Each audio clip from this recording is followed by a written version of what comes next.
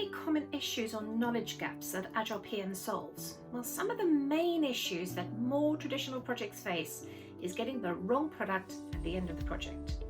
So AgilePM addresses this by encouraging a lot more involvement from the users at all of the stages of development and testing.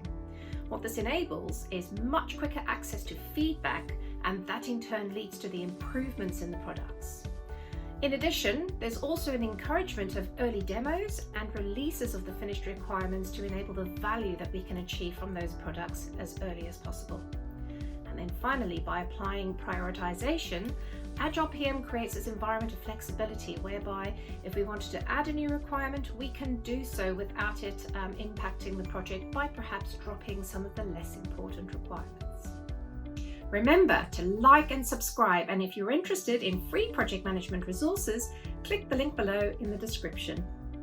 So follow Good e-Learning on Facebook, Instagram and Twitter for regular project management resources such as posters, articles and study guides.